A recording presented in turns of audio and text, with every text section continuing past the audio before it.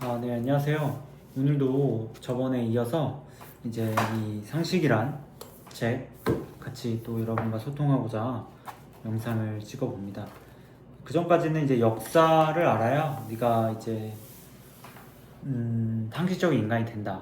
상식이라 한자면 물론 이제 지식의 측면으로 많이 알고 있고, 그리고 그런 지식이 없이는 지혜가 나오지 않기 때문에 알고 있는 지식을 좀 더 정교하게 그리고 세련되게 알아서 지금 내가 살고 있는 이 문화와 환경이 얼마나 보편적으로 내가 볼 수 있고 그런 사람들과 조화롭게 살 수 있느냐가 상식이거든요.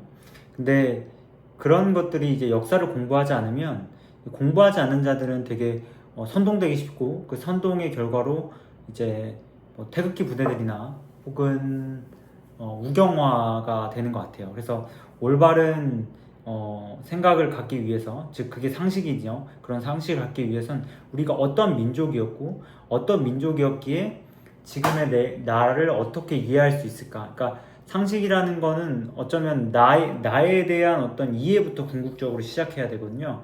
왜 그러냐면 나라는 사람이 하늘에서 뚝 떨어진 존재가 아니기 때문에 나라는 사람의 이해를 해야 그게 내가 가지고 있는 사고적 체계를 알 수가 있어요. 그러니까 고대 시대 고려 같은 경우에는 부처님이 이념이었던 어떤 세계관을 가졌기 때문에 비가 오면 민중들은 그 부처님의 힘이다라고 믿을 수 있었고, 그 서양의 어떤 중세 시대에는 하늘에서 구름이 낀다 혹은 태양이 비춘다는 건 다 그 신의 힘으로 알 수가 있어요. 근데 지금은 과학의 시대잖아요. 그러니까 내가 지금 살고 있는 시대가 어떤 시대냐에 따라서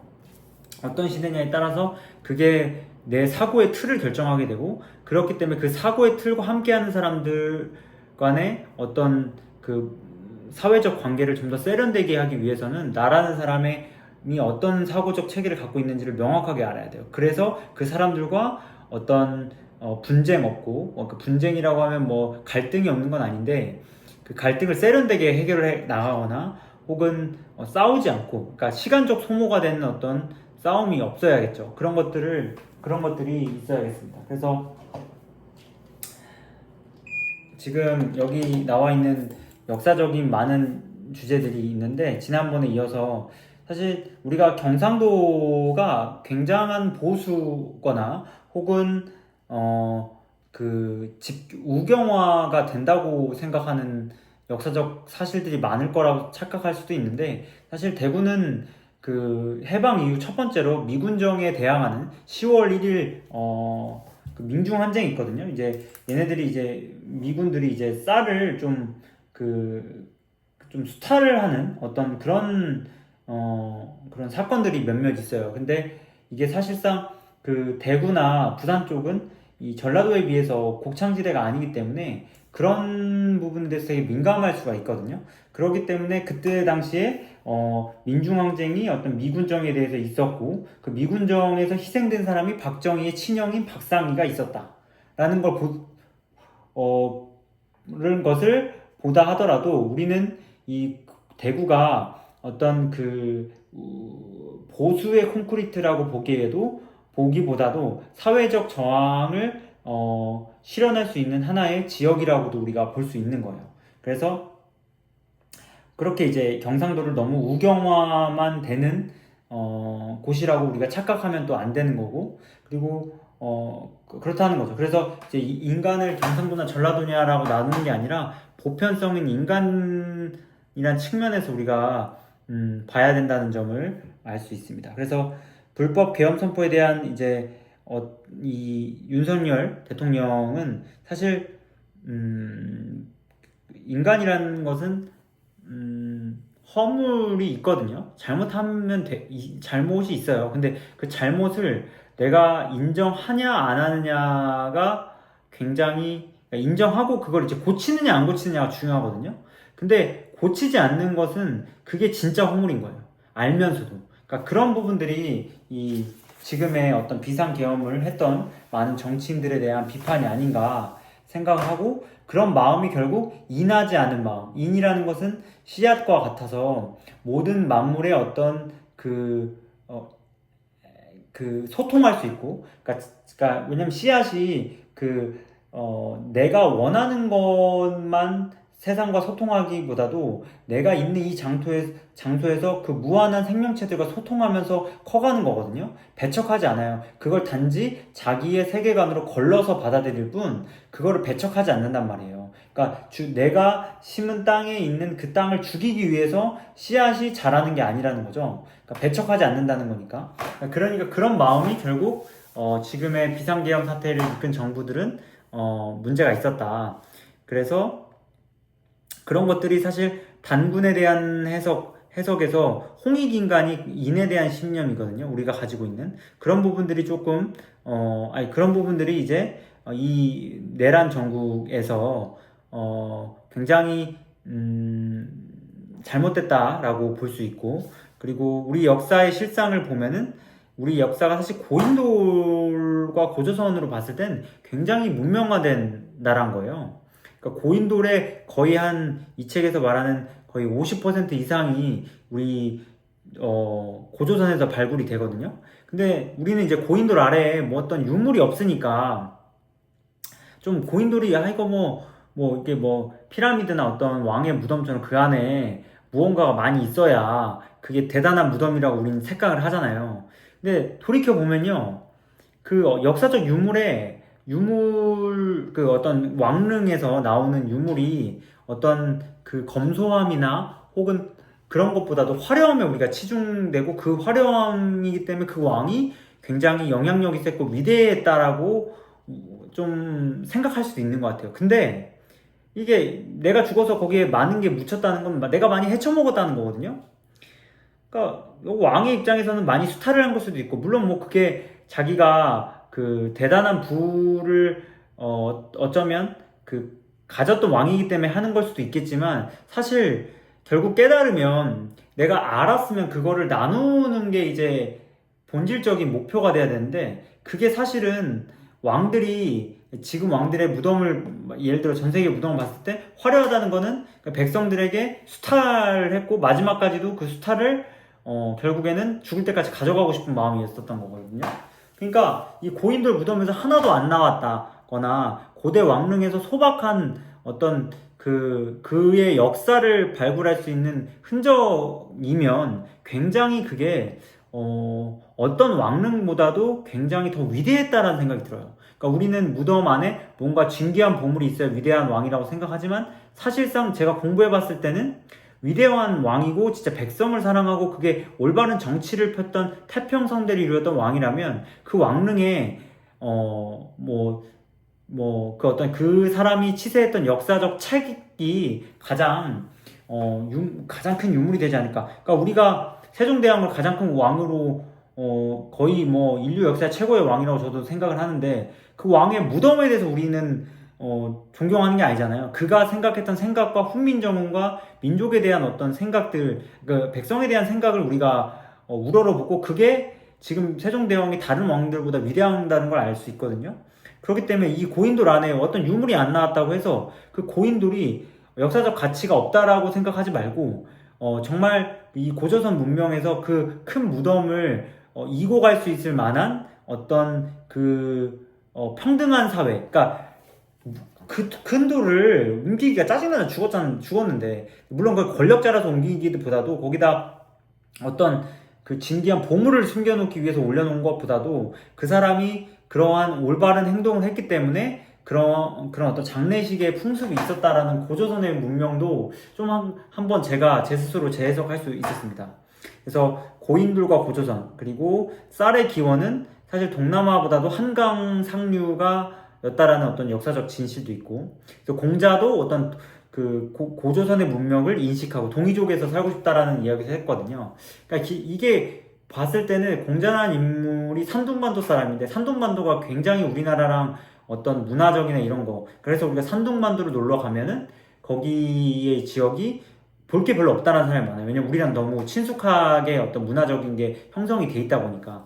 그러니까 그렇다는 거는 결국에는 이제 공자가 생각하는 이상향을 나타낼 수 있는 국가는 이제 고조선일 수도 있겠다라는 이 저자의 말이었고, 그렇기 때문에 이 고려라는 나라가 지금 우리가 대부분 이제 쌍성 총관부 이렇게 해가지고 한반도 벗어나지 않는 땅이라고 생각하지만 고려는 상당히 서간도 북간도를 넘은 황제의 나라였다는 거죠. 그러니까 태자였고 황제였고 그렇기 때문에 그 권리와 힘이 어마어마했던 문화적인 힘이 8만 대장경까지 갔다는 거죠. 그러니까 몽골하고 싸우는 와중에 8만 대장경을 만들었다는 거는 가히 정말 있을 수 없는 일이거든요. 그게 이 책에서도 많은 설명이 있지만 그 8만이라는 나무를 만들 수 있고 그 나무에 그걸 새길 수 있는 장인과 학식을 가질 수 있는 사람의 문화적 역량은 고려이었기 때문에 가능했다고 볼 수 있는 거죠. 물론 그 당시 무능하다고 생각하는 우리가 강화도로 이제 수도를 옮긴 그 무신 정권 최씨 집안에 대한 어떤 비평을 할 수 있지만 그 사람들은 이제 거기에서 문 닫고 자기네들의 왕국을 차렸지만 백성들은 고려라는 문화를 8만 대장경까지 승화시켜서 만들었다는 것은 굉장히 의미 있는 일이라고 할 수 있겠습니다. 그래서 이게 이제 우리의 그 어떤 문화유산 중에 굉장한 역할을 하고 사실 임진왜란도 그 승리의 비결로는 여기 책에서도 나오지만 이순신 장군의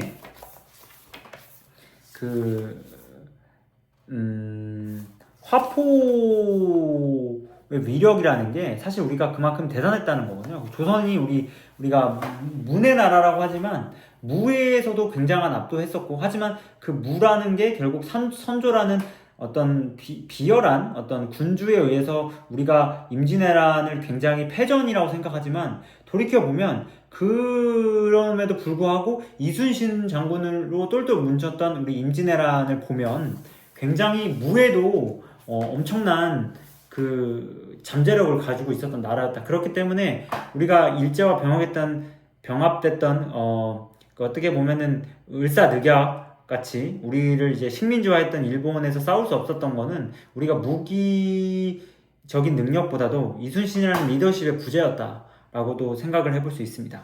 그래서 그 뒤에 뭐 관세음보살이라는 화엄경과 뭐 고려청자 그리고 위대한 우리 한글의 탄생 그리고 알파벳의 언어는 과연 어떤 그 한글과는 어떤 차이가 있나 라고도 쭉 나오는데 사실 우리가 영어가 배우기 어려운 이유는 한글이 위대해서예요. 그러니까 한글이 그만큼 영어의 G와 K는 전혀 관련성이 없는데 키역과 기역과 쌍기역은 관련성이 있잖아요. 그만큼 그 문자를 만들어내는 우리 인류의 문명 그리고 그 세종대왕님의 학식이 피어낼 수 있는 조선이라는 나라라는 건 어마어마한 우리 문화적 긍지를 함양할 수 있거든요. 그렇기 때문에 우리가 사교육을 그렇게 해도 영어가 극복하기 어려워. 왜? 한글이 그만큼 쉽고 더 위대하기 때문에요. 제가 생각하기에는.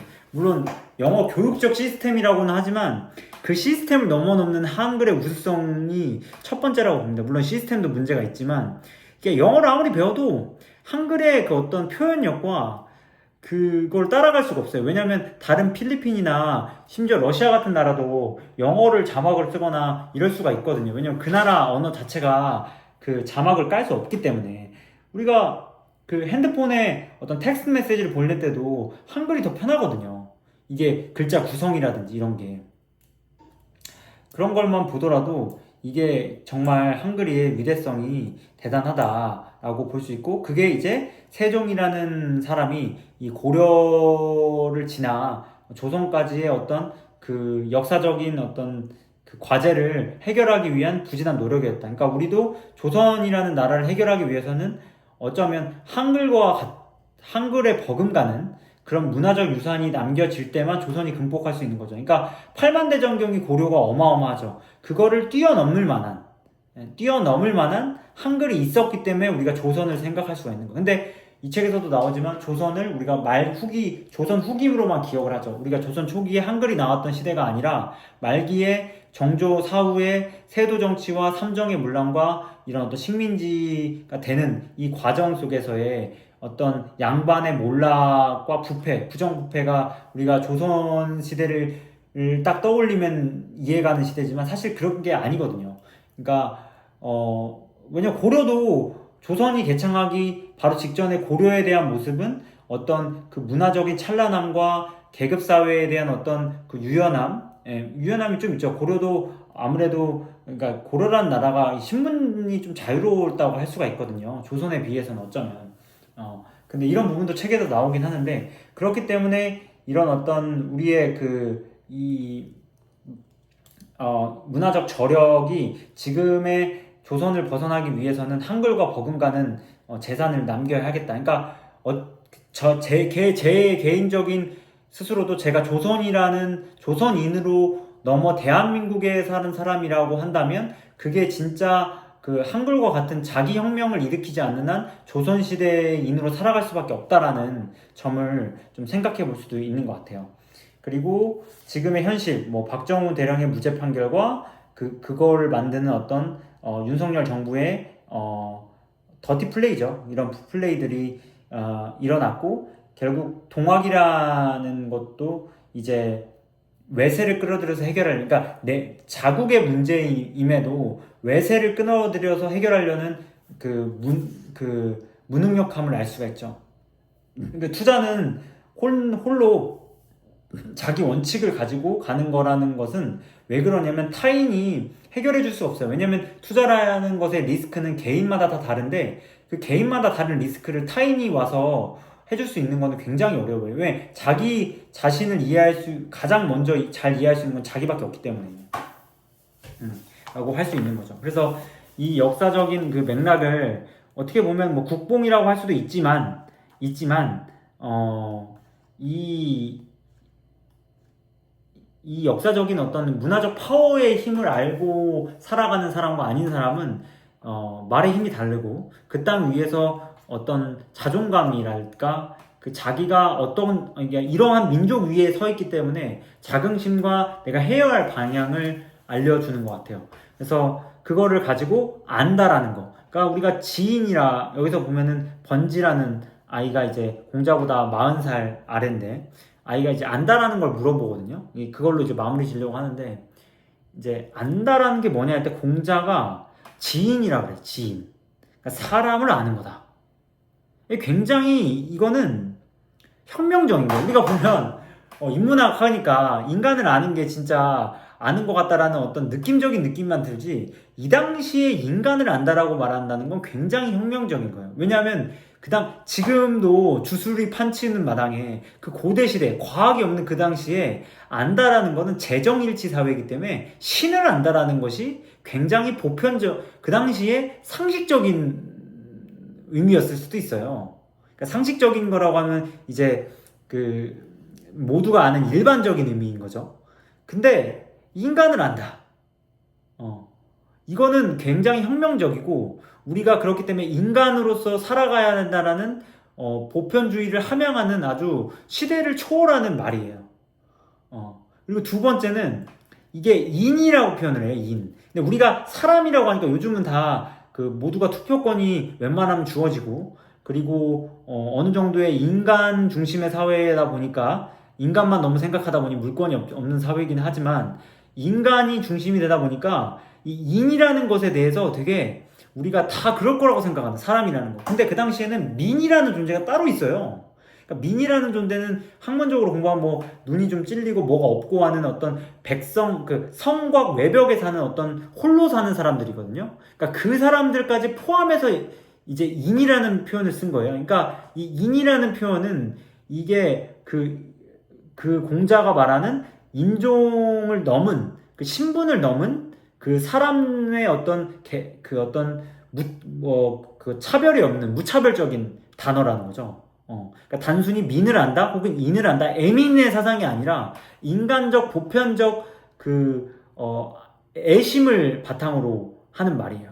그렇기 때문에 인간을 안다는 거죠. 근데 인간을 안다는 건 뭐예요? 사실은 우리가 안다라는 건 첫 번째가 설명할 수 있어야 되고 두 번째가 공감을 일으켜야 되고 그 공감을 바탕으로 그 사람이 행동을 옮겨야 된다는 거거든요. 이 세 가지의 뿌리는 뭐가 있어요? 인간에 있는 거예요. 인간에.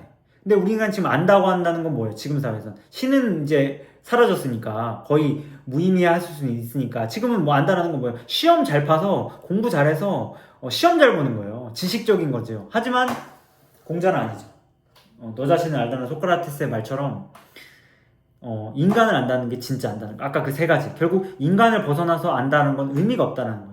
그래서 우리가 그 불교에서도 깨달았으면 그거를 베풀으라는 보살의 의미도 있거든요. 보살이라는 의미가 결국엔 보리라는 것이 이제 깨닫는다는 의미가 되는데, 그게 보살님이 됐을 때는 베풀다는 의미가 되기 때문에 결국 안다라는 것을 베풀었을 때, 설명하고 공감하고 행동을 바꿨을 때, 그게 진정한 알매의 힘이라고 알 수 있는 겁니다. 물론 뭐 알아차림이라는 말을 가지고 자기가 이제 그걸 객관화시킬 수 있는 말도 있는데, 저는 사실 그런 거는 말장난이라고 생각해요. 어떨 때는. 물론 그게 정교화된 어떤 언어적 표현이기 때문에 그거에 대한 어떤 표현을 하지만, 사실적인 인간의 감각으로 봤을 때는 내가 안다라는 건 그 세 가지의 어떤 과정과, 그리고 그거를 나눌 수 있을 때 비로소 그게 안다는 거죠. 그렇기 때문에 그 안다라는 것을 말했던 고전은 결국 생존할 수밖에 없죠. 왜?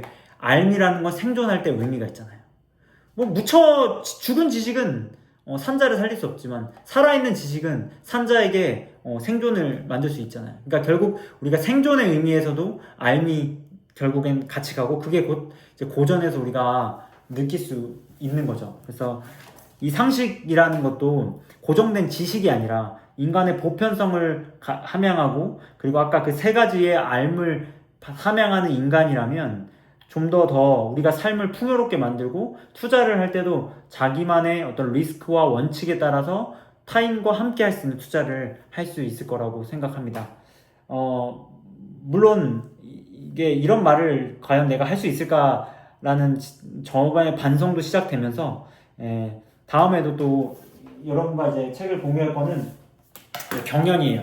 그 전에는 이제 제가 이제 책을 읽었었잖아요. 그 조선왕조실록의 경연의 어떤 대표적인 왕들. 이거는 진짜 구체적인 그런 어떤 그 경연의 짜잘한 내용들, 그 전엔 좀 핵심이 되었던 거죠. 뭐 왜 석 달 금은밤은 왜 슬프냐, 인재를 어떻게 뽑아야 하냐, 지금 나라가 시급한 건 무엇이냐, 뭐 술의 폐해를 논해라, 뭐 등등 그런 것들이 논의가 되지만, 이거는 진짜 실질적으로 뭐 보면은 뭐 이런 거죠. 뭐 주제가 여기서 나오면은 이제 대리 출석하는 거라든지, 뭐 임금이면서 스승일 수는 없는 법, 뭐 이런 내용들, 경연의 부활, 경연하지 않는, 그러니까 광해군이 경연을 많이 안 했거든요. 왜 해놨겠어요? 아니, 그 임진왜란 대신들 보면 그거 걔네들이랑 말 섞고 싶겠어요? 도망간 놈들하고. 그게 걔네들이 충과 뭐 효와 이런 말을 담을 수 있는 사람들과 얘기하겠어요? 하지만 그걸 무시하면 안 되죠. 무시하면은 더 큰, 그랬기 때문에 이제 인조 반정이 일어난 거 아니겠습니까? 인간이라는 건 그런 거예요. 그러니까 시스템을 완전 무시하면 안 돼요. 그게 어떠한 인간적 감정이 있다 하더라도. 그러니까 그런 것들이 여기서 이제 나오고 있어요. 그래서 이런 내용들을 한번 좀 여러분과 또 공유해보고 다음에도 또 더 좋은 또 유익한 내용으로 여러분과 함께 공유하도록 하겠습니다. 감사합니다.